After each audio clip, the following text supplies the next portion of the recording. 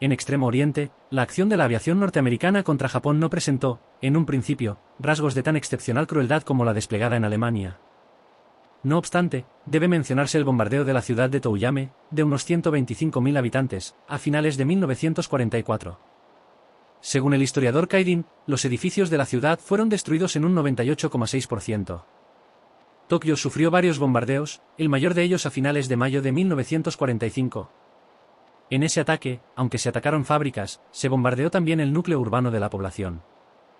Se ha llegado a decir que se produjeron 500.000 víctimas en un solo día, la cifra más baja dada por la literatura aliada es de 130.000. Es decir, más o menos Hiroshima y Nagasaki juntas, aunque no se han dado datos oficiales contrastables. Desde luego, y tal como reconoce la revista propagandística norteamericana, en lengua castellana, en Guardia, tan destructiva fue la campaña que las autoridades japonesas se vieron obligadas a retirar de Tokio a la mayor parte de la población. El padre espiritual de esos bombardeos contra el Japón fue el general Curtis Emerson LeMay, un hebreo que ya se había distinguido en los ataques aéreos contra las ciudades alemanas, desde 1942 hasta 1944. Se ha pretendido que ese ataque a Tokio fue un simple bombardeo de un objetivo militar. Ahora bien, lo que en modo alguno pueden considerarse ataques a objetivos militares fueron las 2 bombas atómicas lanzadas por los norteamericanos contra Hiroshima y Nagasaki. Se ha pretendido que el presidente Truman ordenó personalmente ambos ataques atómicos contra esas ciudades para forzar al Japón a pedir la paz y ahorrar, así, derramamientos ingentes de sangre norteamericana. El argumento sería válido de no mediar 2 hechos que lo invalidan por completo. A principios de 1945, el Mikado hizo tanteos de paz, a través de la URSS y de Suecia, pero Roosevelt lo rechazó, exigiendo una rendición incondicional. B. En mayo de 1945, unos días después de la capitulación de Alemania, Suzuki, nuevo presidente del Consejo de Ministros del Japón, ofrece retirar todas las tropas niponas de Birmania, China, Malasia y todas las islas que aún conservan en el Pacífico. Solo pide la no ocupación de la metrópoli y que sea respetada la familia imperial. El ofrecimiento se hace a través de los servicios diplomáticos del Vaticano, especificando que es una base de negociación, lo que equivale a decir que se trata de un mínimo, y que otras exigencias norteamericanas pueden ser discutidas y, consiguientemente, aceptadas. Pero Truman sigue los pasos de su antecesor, Roosevelt, y rechaza la oferta japonesa. El 6 de agosto de 1945, un avión norteamericano deja caer la primera bomba atómica sobre Hiroshima, ciudad desprovista de objetivos militares y, lógicamente, de defensas antiaéreas. 70.000 personas perecen en el acto.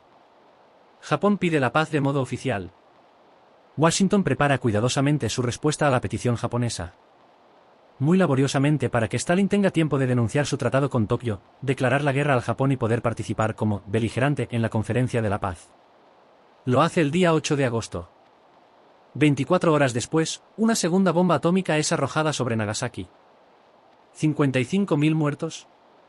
El Imperio del Sol naciente pide la paz, de nuevo, y por 4ª vez.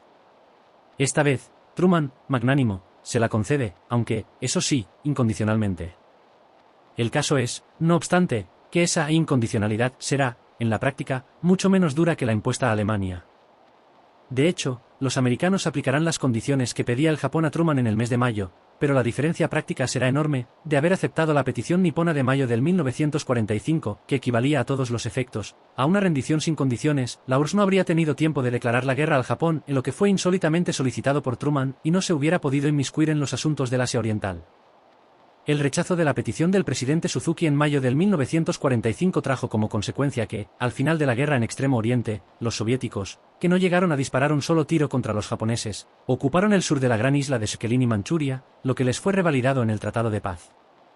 En cambio, todos los que efectivamente lucharon contra el Japón saldaron su participación en la victoriosa contienda con pérdidas territoriales. Los ingleses y los holandeses perdieron sus imperios asiáticos, los norteamericanos perdieron las Filipinas, y los chinos, que luchaban contra el Japón desde 1931 recibieron, como premio, la implantación del comunismo, posibilitada por Washington.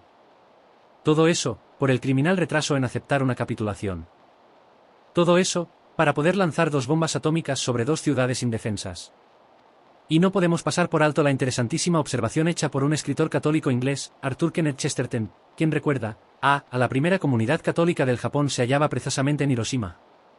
B. La primera comunidad protestante y segunda cristiana, en número de practicantes, tras Hiroshima, se hallaba precisamente en Nagasaki. C. La orden de que se lanzaran esas bombas las dio personalmente el presidente Harry Salomon Chippe Truman. D. La escuadrilla a la que pertenecía el avión homicida de Hiroshima se llamaba Dreams of David, Sueños de David.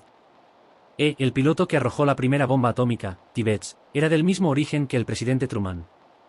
No podemos cerrar el caso Hiroshima y Nagasaki sin mencionar que, desde entonces, cada año han venido pereciendo supervivientes de la horrorosa matanza y a consecuencia de la misma, la prensa mencionó, en junio de 1979, el suicidio de uno de ellos, que, tras soportar más de 30 años los males causados por la radiación, puso fin a sus días al declarársele un cáncer ocasionado por esta. El número de muertos causados por los efectos de la radiación desde el día siguiente al del bombardeo hasta hoy, sobrepasa la cifra de 25.000, y los nacimientos de seres tarados imputables a tal causa, no bajan de 18.000.